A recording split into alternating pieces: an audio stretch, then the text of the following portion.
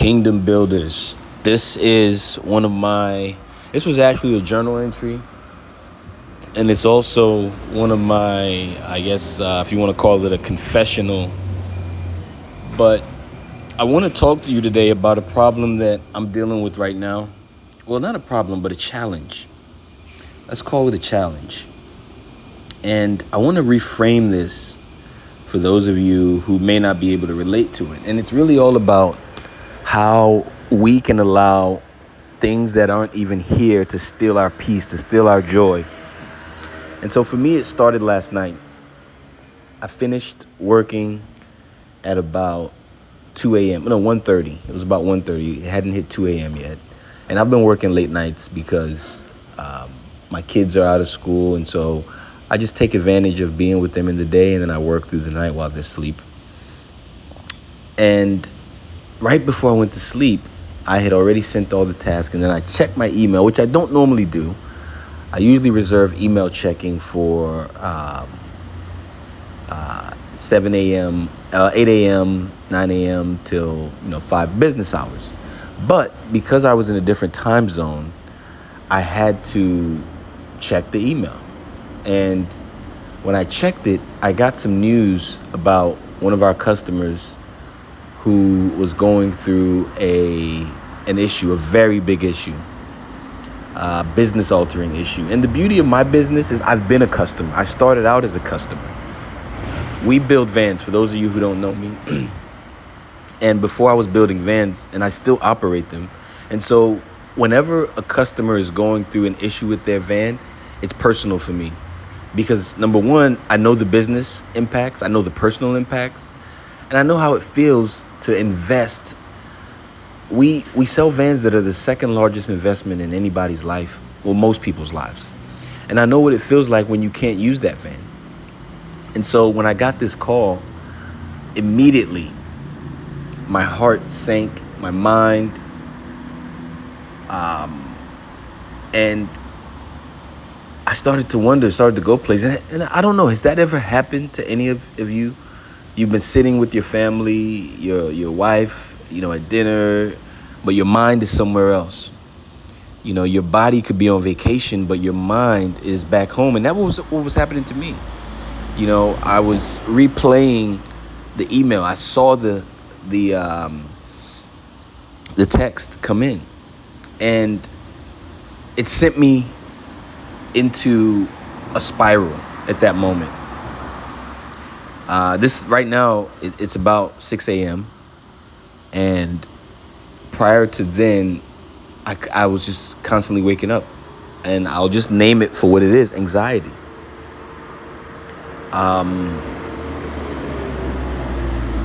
And I wasn't worried because we were at fault. Well, yeah, I was worried what if it was our fault?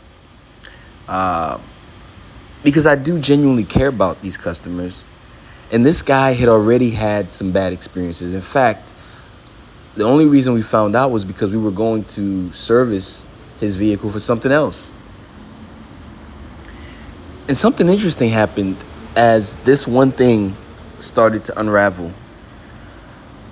That one problem, so to say, one problem, it became every problem. Suddenly, I wasn't just thinking about that guy, that customer, that van. I was thinking about everything going on in my life right now. And I got some heavy, what most people would call heavy stuff.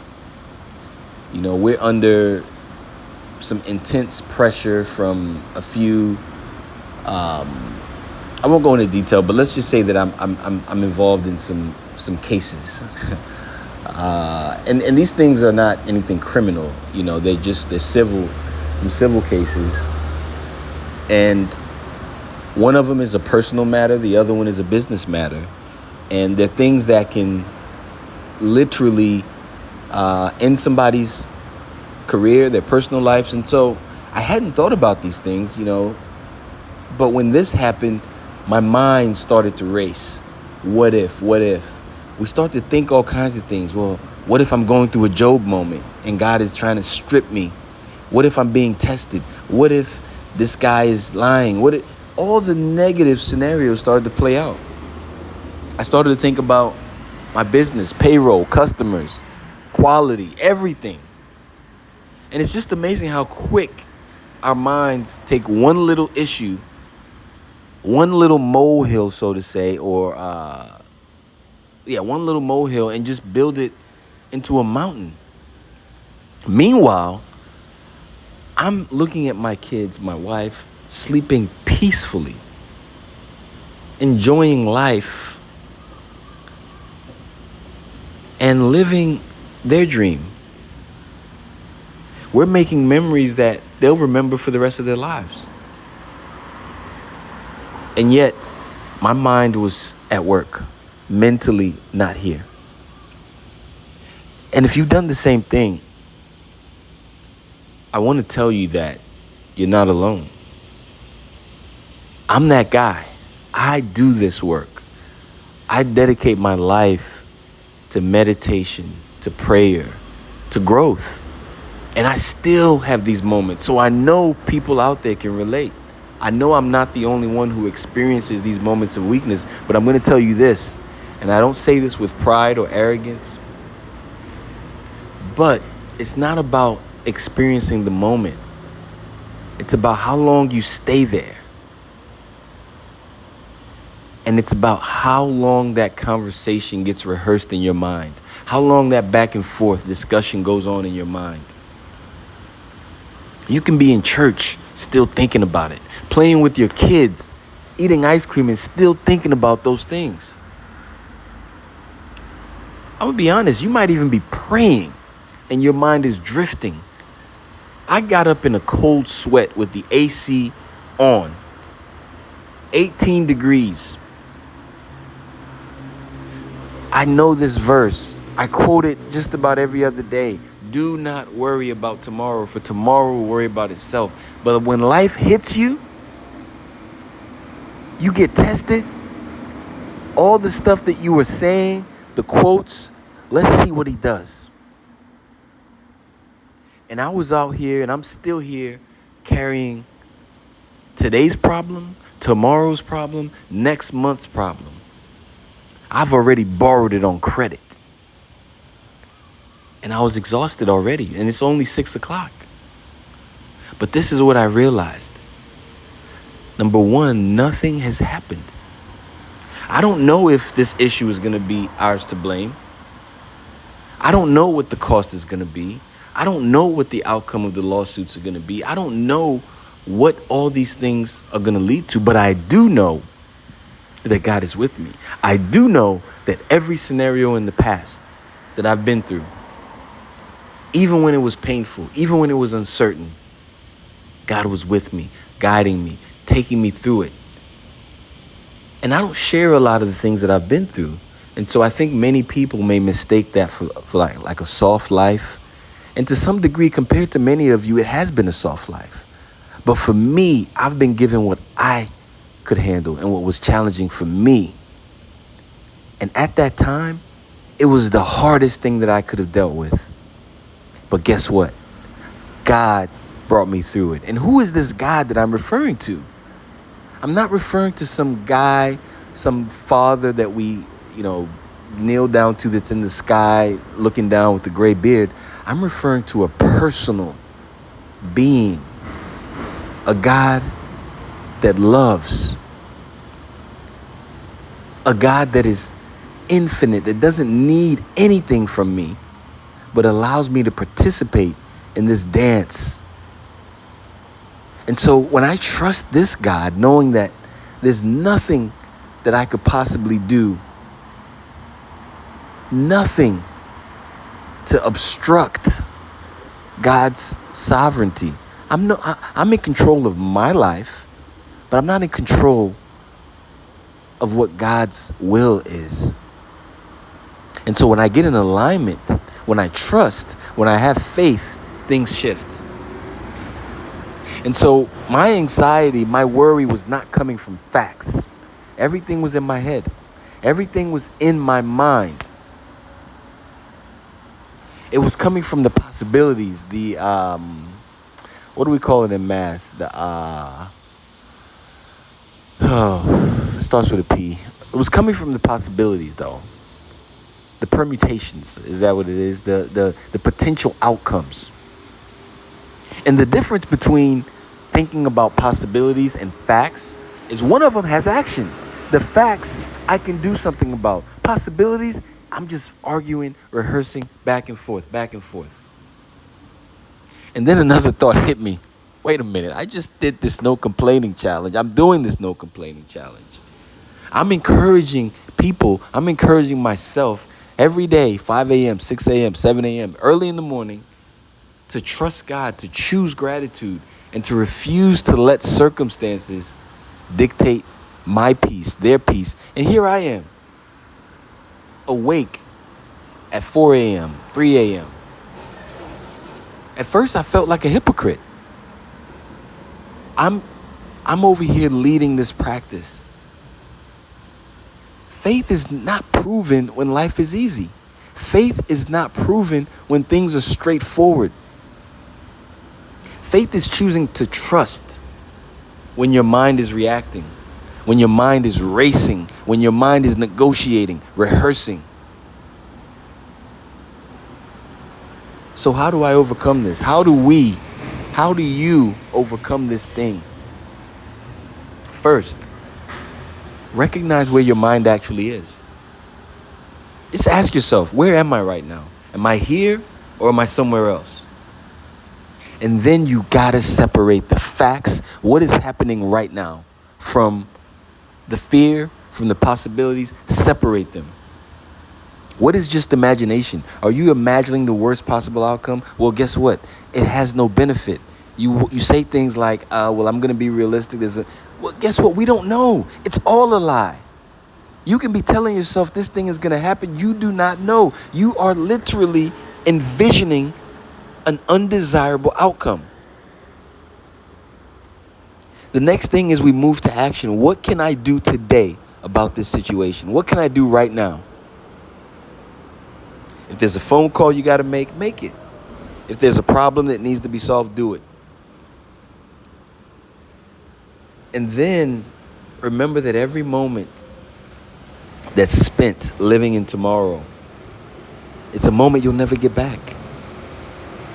It's a moment wasted. It's like the Israelites when they would gather the manna for the next day. It went rotten. It was useless, wasted. They wasted energy gathering it. They wasted their hopes thinking it would last. And then they had to store it. They wasted space. Then when it went rotten, they had to dispose it. I'm sure when it smelled, they thought to themselves, what a waste. It was an exercise in futility. It was completely a waste of time for them. And for me, I've realized that living anywhere except in the present moment, especially when things come to test you, is a waste. One day my kids are going to think back about these days. I think back about days with my dad. I don't remember any moment that he was stressed. I can remember as I grew older, I would hear about things that happened, but he never showed us. And one day when my kids get old, they're not going to remember my business challenges unless they read my journal or listen to some of these recordings. But what they will remember is that our dad was there. He was there with us. He was present. My wife will remember that. My mothers will remember that he was there with us. He walked with us. He laughed with us. He got on those rides with us. And that's what hit me this morning. Is when you're not present, there's a bigger cost you pay to those that love you. Because we weren't created to be alone. And in our companionship, in our fellowship, we want them to be present. When my wife isn't feeling well, I'm not feeling well. When my son is not feeling well, I'm not feeling well. You want them to be happy.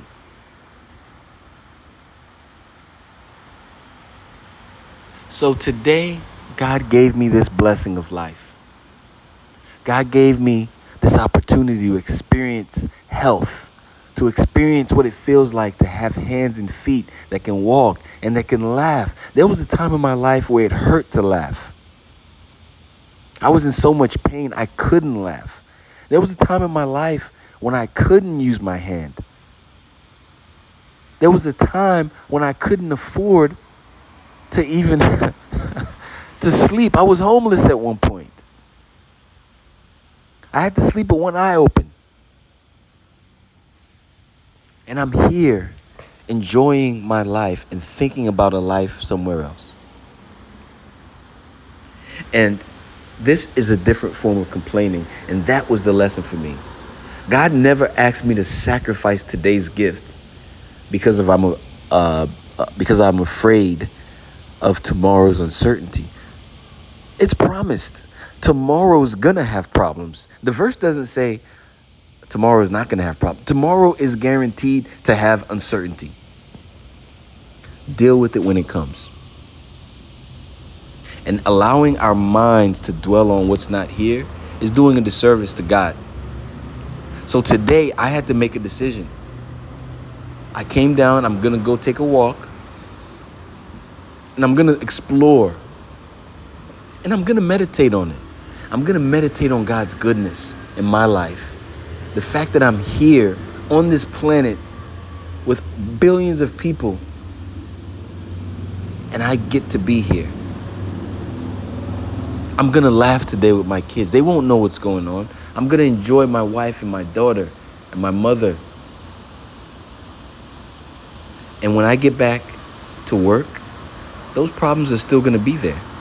The business will still need me, but the things that require my attention will get it when I'm there. But today belongs to God, not me. And today I have to choose not to let any circumstance, any person, any threat steal my peace. I can't let tomorrow steal my peace. I can't borrow what's not here. And so I hope this message has touched you, has moved you. And if it hasn't, ask yourself one question. What I'm dealing with today, am I here? Physically, mentally, and spiritually? And what is this saying about my trust in God when I'm not here? This moment is the only moment that we've been given. It's the only one that's guaranteed, the one that's right here. You listening to this, this is the only moment you got. You can walk out today and it be done. Enjoy the moment. Take it for what it's worth. Live your life. Express the beauty of God within you. Express the life that God has given you. Express the creativity. Whether you're a baker, a tailor, a producer, a manufacturer, a driver, an author, a real estate developer, whatever you do, let today be an expression of God. Go out there, and when you show up today, let that light shine so brightly that the people in the dark have no choice but to receive it. You ever been somewhere? I've never been in a hotel room. I'm still looking for one that has completely blackout curtains. When that sun rises, it always finds a way to let a little bit of light in. And I'm so sensitive to the light. Once the light comes in, I'm up. That's the life that we're called to live. The life that forces people to be up. The life that forces somebody to say something special about that woman. Something special about that man. His light is shining bright. That's the life I want to live. Not a life that's easily dimmed because of circumstances. Not a life that's easily affected by what people say, by the report, by the email. I want to be that guy because I know these guys. I know these guys that never... I know a few guys in my life that I've never seen moved.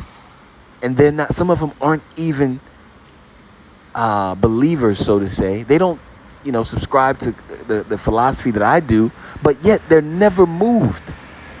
They're always smiling. And some of them control millions. Some of them, tens of millions. Some of them control or have under their authority 50, 60, One guy I know, he has about 80 employees, always at peace. I always wonder, what does it take? How come we who have the truth can't be that way? Why are we constantly worried and tossed like the wind left and right? My challenge to you is to live your life. Express it today.